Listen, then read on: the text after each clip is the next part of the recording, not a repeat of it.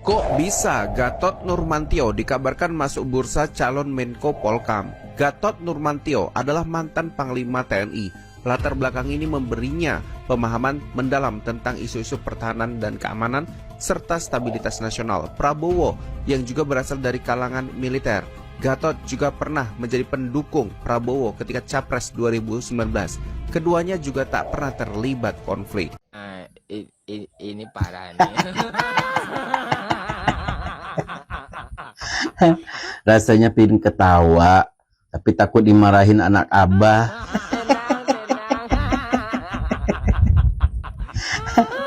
Jadi teman-teman, kemarin sebelum Pak Prabowo melakukan reshuffle kabinet jilid 3 itu, banyak banget tuh yang mendorong-dorong Gatot Nurmantio itu agar menjadi Menko Polkam.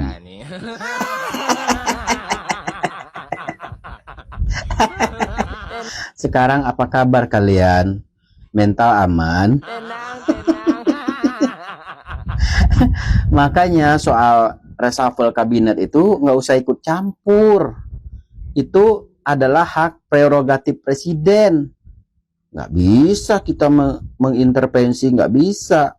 Tentunya presiden punya pertimbangan tersendiri. Sehingga pilihan beliau jatuh ke Pak Jamari Caniago, orang yang dulu pernah memecat beliau. Tapi beliau kesampingkan egonya demi kepentingan yang lebih besar lagi, yaitu demi kepentingan bangsa dan negara. Begitu teman-teman. Jadi nggak usah didorong-dorong. Pak Presiden punya pilihan tersendiri. Tentunya sudah melalui pertimbangan yang sangat matang. Jadi gak usah didorong-dorong lagi. Oke? Oh iya, ada tuh lowongan satu lagi, yaitu Menteri BUMN. Karena menteri ini kan sekarang lagi kosong sepertinya, karena Menteri BUMN yang lama, Pak Erick Thohir, sudah dimutasi ke Menpora. Nah, jadi itu kosong tuh. Ayo dorong lagi siapa yang mau menjadi Menteri BUMN? Siapa?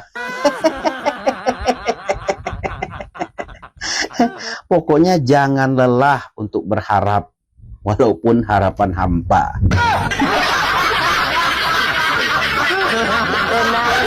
Mantan Panglima TNI Jenderal Purnawirawan Gatot Nurmantio dikabarkan masuk dalam bursa calon Menteri Koordinator Politik dan Keamanan. Gatot disebut-sebut akan menduduki jabatan yang ditinggalkan Budi Gunawan menyusul reshuffle yang dilakukan Presiden Prabowo Subianto beberapa waktu lalu. Pengamat politik dan militer Universitas Nasional Slamet Ginting menilai, masuknya nama Gatot Nurmantio dalam bursa calon Menko Polkam merupakan hal yang sah-sah saja. Apalagi, hubungan Prabowo dengan Gatot Nurmantio selama ini tidak ada masalah. Begitu pula hubungan Presiden ke-6 Susilo Bambang Yudhoyono dengan Gatot Nurmantio juga nggak ada masalah. Jadi sah-sah saja kalau nama Gatot masuk dalam nominasi Menko Polkam, pengganti Budi Gunawan. Ujarnya Sabtu 13 September 2025, hanya saja kata dia, hubungan Gatot Nurmantio dengan Jokowi bermasalah, sebab karena Gatot Nurmantio dicopot sebelum waktu pensiunnya tiba. Sosok Gatot Nurmantio diisukan masuk dalam bursa calon Menko Polkam pengganti Budi Gunawan selesai di reshuffle Presiden Prabowo Subianto.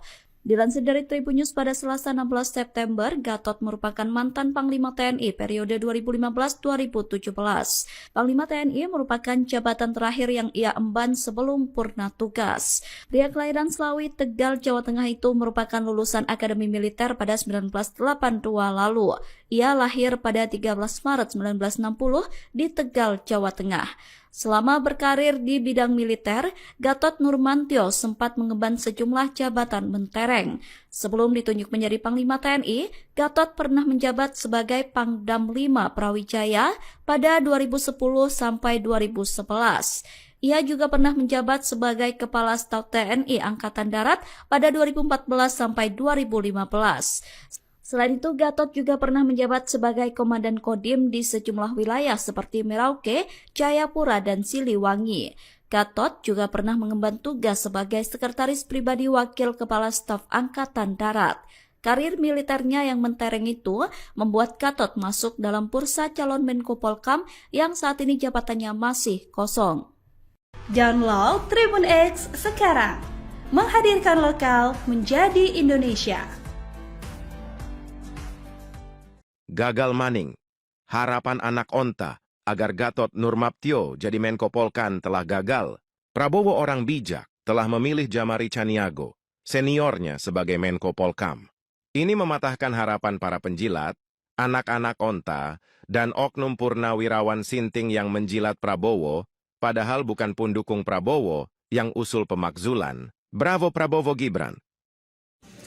Jabatan Menpora dan Menko Polhukam masih kosong dalam reshuffle Kabinet Merah Putih yang dilakukan oleh Presiden Prabowo Subianto.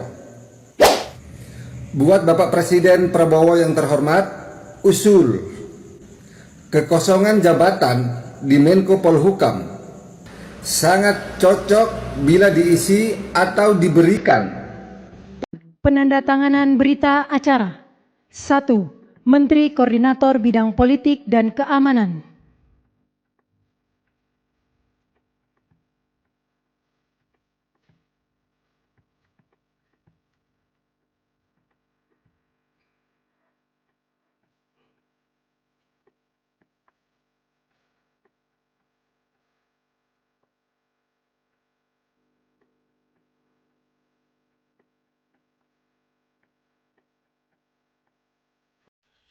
Teman-teman, mohon didengar baik-baik dan disimak video saya ya. Saya ingin menyampaikan kenapa harus Kementerian Menko Polkam beberapa saat lalu dicopot oleh Bapak Prabowo dan hari ini hanya dijabat ad interim oleh Bapak Sapri Samsudin. Artinya pejabat definitif belum ada.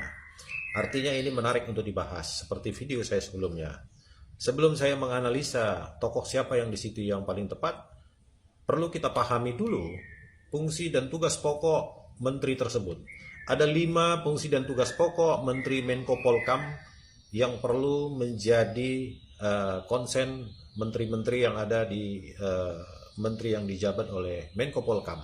Yang pertama adalah bagaimana mensinkronisasi dan koordinasi tentang isu-isu politik dan isu keamanan. Itu sangat penting. Salah satu kejadian tanggal 25 dan 28 itu adalah menggeser isu tentang gejolak sosial pada saat itu sehingga terjadilah kerusuhan, dan itu merupakan bagian dari fungsi dan tugas pokok Menko Polkam. Isu-isu itu tidak berkembang menjadi isu gejolak sosial. Itu yang pertama. Yang kedua adalah perumusan dan tentang kebijakan atau menetapkan kebijakan. Itu juga penting. Kenapa? Ketika dirumuskan kebijakan ke depan, itu merupakan saran-saran dari Menko Polkam terhadap pemerintahan hari ini. Itu yang kedua. Yang ketiga adalah bagaimana pengelolaan dan penanganan isu itu menjadi pengelolaan yang baik, sehingga isu itu tidak berkembang dan meluas di masyarakat dan dapat mempengaruhi cara berpikir masyarakat untuk menjatuhkan pemerintahan hari ini. Itu yang paling penting. Yang keempat adalah isu itu berkembang, melakukan pengawasan. Itu merupakan juga tugas pokok yang keempat. Bagaimana isu itu dan diawasi penanganan isunya. Lalu yang kelima adalah yang tidak kalah penting adalah menerima dan mengakomodir tentang pengaduan masyarakat. Nah, itu perlu juga dilakukan dan dikelola baik oleh Kementerian Menko Polkam. Lalu kita masuk kepada tokoh yang tepat di sini. Kalau saya melihat apa yang disampaikan tokoh tersebut pernah disampaikan dan dipaparkan pada kurang lebih tanggal 15 Agustus di saat hari ulang tahun kami, Bapak Gatot Nurmantio. Dia mengatakan sangat gamblang ada pergeseran isu terhadap kondisi ekonomi yang betul-betul carut-marut lalu. Itu digeser seakan-akan ekonomi adalah kegagalan pemerintahan hari ini dan ada upaya untuk menjatuhkan pemerintahan hari ini terutama kepada Presiden Prabowo Subianto. Beliau sangat gamblang, Anda silakan mencari videonya, ada di salah satu kanal YouTube Harsubeno terutama. Dia menceritakan sebelum kejadian tanggal 25 dan tanggal 28 Agustus beliau sudah menggambarkan dan memprediksi kejadian tersebut akan terjadi. Dan benar adanya. Sehingga apa? Beliau orang yang mumpuni mengelola isu, menganalisa isu, dan bisa mengantisipasi isu. Artinya, bolehlah ya, menurut saya, Pak Gatot Nurmantio ini menduduki jabatan tersebut. Tetapi ingat, saya bukan mau mengintervensi kebijakan atau keputusan mutlak, itu ada di tangan Bapak Presiden Prabowo. Tetapi, kalau dari sisi kemampuan, beliau sangat mumpuni. Dan ingat, beliaulah salah satu orang yang mengusulkan kembali wajib pemutaran film G30 SPKI pada saat beliau masih menjabat Panglima TNI. Tetapi sepertinya usulan tersebut tidak diinginkan oleh Bapak Jokowi. Anda paham kan sampai di sini? Mungkin itu dulu. Terima kasih. Assalamualaikum warahmatullahi wabarakatuh.